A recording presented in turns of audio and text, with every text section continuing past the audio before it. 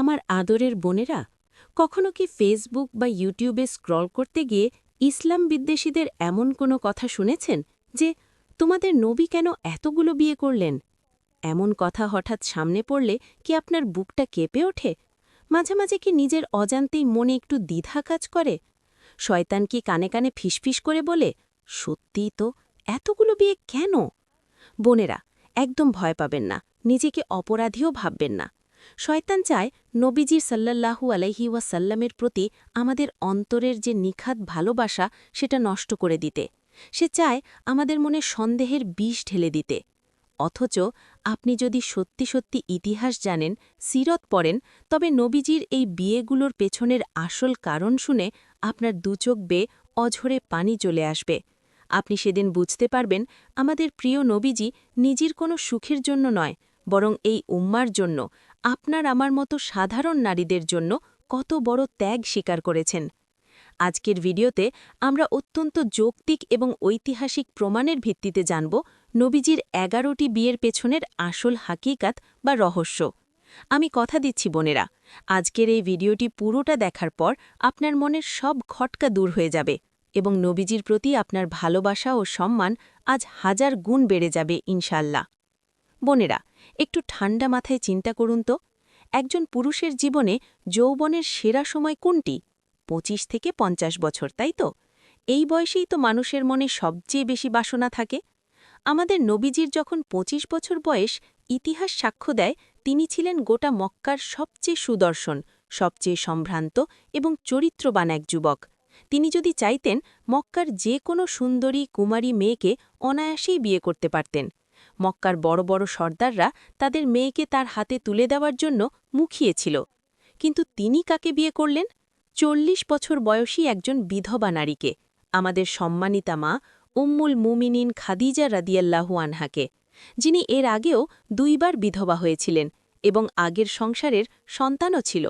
বোনেরা, একটু হৃদয় দিয়ে অনুভব করুন, জীবনের সবচেয়ে সুন্দর, সবচেয়ে সোনালী ২৫টি বছর নবীজি শুধুমাত্র একজন স্ত্রীকে নিয়েই কাটিয়ে দিয়েছেন।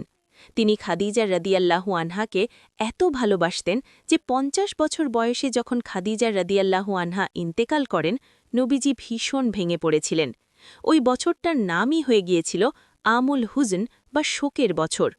এখন আপনারাই বলুন, নাউজুবিল্লাহ, যারা বলে নবীজি কামনার বশবর্তী হয়ে বিয়ে করেছেন, তাদের এই দাবি কি ধোপে টেকে? যিনি যৌবনের সেরা ২৫টা বছর একজন বয়স্ক বিধবার সাথে চরম বিশ্বস্ততায় কাটিয়ে দিয়েছেন, তিনি কি ৫০ বছর বয়সে এসে হঠাৎ করে কামনার বশবর্তী হয়ে পড়বেন? কক্ষণই না।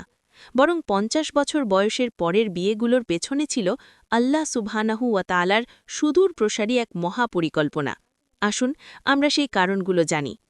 ৫০ বছর বয়সের পর নবীজি যে বিয়েগুলো করেছিলেন, তার পেছনে প্রধানত ৪টি গভীর কারণ ছিল।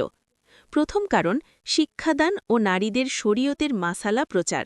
বোনেরা, ইসলাম তো শুধু মসজিদে নামাজ পড়ার নাম নয়, আমাদের নারীদের জীবনে হায়েজ, নেফাজ, গোসল, স্বামী স্ত্রীর পবিত্র সম্পর্কের অনেক গভীর ও গোপন মাসালা রয়েছে। বাইরের কোনো পুরুষ সাহাবীর পক্ষে কি নবীজির কাছে গিয়ে নারীদের এই ব্যক্তিগত বিষয়গুলো সরাসরি জিজ্ঞেস করা সম্ভব ছিল? লজ্জায় তো কেউ প্রশ্নই করতে পারতেন না। তাই আল্লাহ তাআলার বিশেষ নির্দেশে নবীজি মা আয়েশা রাদিয়াল্লাহু আনহাকে বিয়ে করেন। আয়েশা রাদিয়াল্লাহু আনহা ছিলেন অবিশ্বাস্য তীক্ষ্ণ মেধার অধিকারী। আমাদের নারীদের এই মাসালাগুলো তিনি নবীজির কাছ থেকে শিখেছেন এবং পরবর্তীতে গোটা নারী সমাজকে শিখিয়েছেন। আপনারা জানলে অবাক হবেন, আয়েশা রাদিয়াল্লাহু আনহা একাই উম্মাকে ২২১০টি হাদিস শিখিয়েছেন। আজ আমরা নারীরা যে পবিত্রতা অর্জন করে নামাজ পড়ছি, এর পেছনে আমাদের মা আয়েশার অবদান সবচেয়ে বেশি। দ্বিতীয় কারণ, অসহায় ও বিধবাদের সম্মানজনক আশ্রয় দেওয়া। ইসলামের শুরুর যুগে অনেক সাহাবী যুদ্ধে শহীদ হয়ে যেতেন, ফলে তাদের স্ত্রীরা বিধবা ও অসহায় হয়ে পড়তেন। উম্মে সালামা রাদিয়াল্লাহু আনহা ছিলেন বয়স্কা একজন নারী, যার স্বামী উহুদ যুদ্ধে শহীদ হন। ছোট ছোট এতিম বাচ্চা নিয়ে তিনি কোথায় যাবেন? নবীজি তাকে বিয়ে করে সম্মানজনক আশ্রয় দিলেন। একইভাবে সাউদা রাদিয়াল্লাহু আনহা, যিনি বয়সের ভারে নুব্জ ছিলেন, বিধবা হয়ে চরম অসহায় অবস্থায় পড়েছিলেন। নবীজি তাকে স্ত্রী হিসেবে গ্রহণ করে আশ্রয় দেন। মা সাউদা নিজে নবীজির কাছে আবেদন করেছিলেন, ইয়া রাসূলাল্লাহ, আমার তো দুনিয়ার কোনো চাওয়া নেই, আমি শুধু চাই কেয়ামতের দিন যেন আপনার স্ত্রী হিসেবে উঠতে পারি। সুবহান আল্লাহ। এটা ছিল দুর্বলকে বুক দিয়ে আগলে রাখার বিয়ে। তৃতীয় কারণ, সামাজিক ও রাজনৈতিক মিত্রতা তৈরি করা। তৎকালীন আরবে বৈবাহিক সম্পর্ককে অনেক বড় সম্মানের এবং মিত্রতার প্রতীক মনে করা হতো। কোনো গোত্রে বিয়ে করলে সেই গোত্রের সাথে আর যুদ্ধ হতো না। যেমন ধরুন, মা জুয়াইরিয়া রাদিয়াল্লাহু আনহাকে নবীজি যখন বিয়ে করলেন, সাহাবিরা ভাবলেন, আরে, এই গোত্র তো এখন নবীজির আত্মীয় হয়ে গেল। এই সম্মানে সাহাবিরা সেই গোত্রের ১০০ পরিবারকে দাসত্ব থেকে মুক্ত করে দিয়েছিলেন। আবার মা সাফিয়া রাদিয়াল্লাহু আনহা ছিলেন ইহুদি সর্দারের মেয়ে। তাকে সম্মানজনকভাবে বিয়ের মাধ্যমে ইহুদিদের সাথে মুসলমানদের অনেক শত্রুতা ও ভুল বোঝাবুঝি কমে এসেছিল। ইসলাম প্রচারের পথ সহজ হয়েছিল।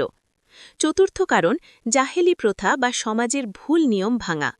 তৎকালীন আরবে একটা ভুল নিয়ম ছিল যে পালক পুত্রকে মানুষ নিজের জন্ম দেওয়া ঔরসজাত পুত্রের মতোই মনে করত। আল্লাহ তাআলা চাইলেন এই কুসংস্কার ভেঙে দিতে। তাই আল্লাহ তাআলার সরাসরি নির্দেশে নবীজি তার পালক পুত্র জায়েদ রাদিয়াল্লাহু আনহার তালাকপ্রাপ্তা স্ত্রী জাইনাব রাদিয়াল্লাহু আনহাকে বিয়ে করেন। এই বিয়েটি কোনো দুনিয়াবি ইচ্ছায় হয়নি, বরং কোরআনের আয়াত নাজিলের মাধ্যমে সরাসরি আরশ থেকে আল্লাহ তাআলা এই বিয়ের ফয়সালা করেছিলেন। বোনেরা, এখানে একটু থামছি, একটা আনন্দের কথা বলতে চাই। আমাদের চ্যানেলটি ১ লক্ষ সাবস্ক্রাইবারের খুব কাছাকাছি চলে এসেছে, আর মাত্র কয়েক হাজার বোন সাবস্ক্রাইব করলেই আমরা ১ লক্ষ পরিবারের অংশ হব। মনে রাখবেন বোনেরা, এটি শুধু একটি ইউটিউব চ্যানেল নয়, এটি আপনাদের জন্য একটি অনলাইন মহিলা মাদ্রাসাও, যেখানে আমরা ঘরে বসেই দিন শিখছি। আপনার একটি সাবস্ক্রাইব এই দিনই দাওয়াতকে আরও হাজারো বোনের কাছে পৌঁছতে সাহায্য করবে। তাই আপনি যদি এখনও সাবস্ক্রাইব না করে থাকেন, এক্ষুনি করুন। আপনার একটি ক্লিকই হয়তো সেই ১ লক্ষের সংখ্যাটা পূর্ণ করবে। নিচের সাবস্ক্রাইব বাটনে ক্লিক করুন, বেল আইকনটিও চালু করুন। এবার আলোচনায় ফিরে আসি। এখন অনেকেই একটি প্রশ্ন করতে পারেন, আপা, কোরআনে তো আল্লাহ পুরুষদের সর্বোচ্চ ৪টি বিয়ের অনুমতি দিয়েছেন, তাহলে নবীজির জন্য ১১টি কেন? খুব সুন্দর প্রশ্ন। বোনেরা, ভালোভাবে মনে রাখবেন, নবীজির এই একাধিক স্ত্রী রাখাটা উম্মতের মতো কোনো সাধারণ বিধান ছিল না। এটি ছিল আল্লাহর পক্ষ থেকে শুধু এবং শুধুমাত্র নবীজির জন্যই একটি বিশেষ বিধান, বা শরীয়তের পরিভাষায় যাকে বলে খাসিয়াত। কেন এই খাসিয়াত? কারণ উম্মার কাছে ইসলামের এই বিশাল জ্ঞান পৌঁছানোর জন্য নবীজির ঘরে একাধিক মায়ের প্রয়োজন ছিল। আর সবচেয়ে বড় কথা, সূরা আহজাবের ৫৩ নম্বর আয়াতের মাধ্যমে আল্লাহ তাআলা জানিয়ে দিয়েছিলেন, উম্মুল মুকমিনিন বা নবীজির স্ত্রীদের সাথে অন্য কোনো সাধারণ পুরুষের বিয়ে চিরতরে হারাম। তারা হলেন আমাদের মা। এখন চিন্তা করুন, নবীজি যদি সাধারণ নিয়মে ৪ জন রেখে বাকিদের তালাক দিয়ে দিতেন, তবে সেই বয়স্কা অসহায় নারীগুলো কোথায় যেতেন? তাদের তো আর কোথাও বিয়ে বসার অনুমতি ছিল না। তাই আল্লাহ তাআলা তার হাবিবকে নির্দেশ দিলেন তাদের সবাইকে নিজের মর্যাদাপূর্ণ আশ্রয়ে রেখে দেওয়ার জন্য। এটি কোনো ছাড় ছিল না বোনেরা, এটি ছিল নবীজির কাঁধে তুলে দেওয়া এক বিশাল দায়িত্ব। বোনেরা, আপনারা কি ভাবছেন নবীজির এতগুলো স্ত্রী মদিনায় বিশাল কোনো রাজপ্রাসাদে থাকতেন, তাদের অনেক দাসদাসী ছিল? না বোনেরা, না। ইতিহাস পড়লে কলিজা ফেটে যায়। মসজিদে নববীর পাশে ছোট ছোট কাঁচা মাটির ঘর বা হুজরায় তারা থাকতেন। একটু বৃষ্টি হলেই ছাদ চুইয়ে পানি পড়ত।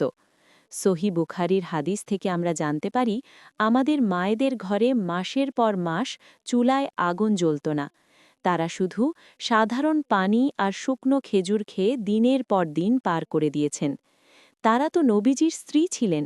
তারা চাইলে দুনিয়ার সব সম্পদ, সোনা দানা চাইতে পারতেন, কিন্তু তারা অভাবের সংসার হাসি মুখে মেনে নিয়েছিলেন, কারণ তারা দুনিয়ার বদলে আল্লাহ এবং তার রসুলকে বেছে নিয়েছিলেন। এমন অভাবের সংসারে কি দুনিয়াবি কোনো মোহ থাকতে পারে? আমার বোনেরা, ইসলাম বিদ্বেষীরা ইন্টারনেট আর সোশ্যাল মিডিয়ায় বসে আমাদের পবিত্র নবীজির চরিত্রে তালিমা লেপন করতে চায়। তারা চায় আমাদের ঈমানকে ধ্বংস করতে। কিন্তু আমরা যারা ইতিহাস জানি, যারা হাকিকত বুঝি, আমাদের ঈমান কি এতই ঠুনকো যে একটা মিথ্যা কথায় ভেঙে যাবে? কক্ষণই না। আসুন বোনেরা, আমরা আমাদের নবীজির সিরাত বা জীবনী বেশি বেশি পড়ি।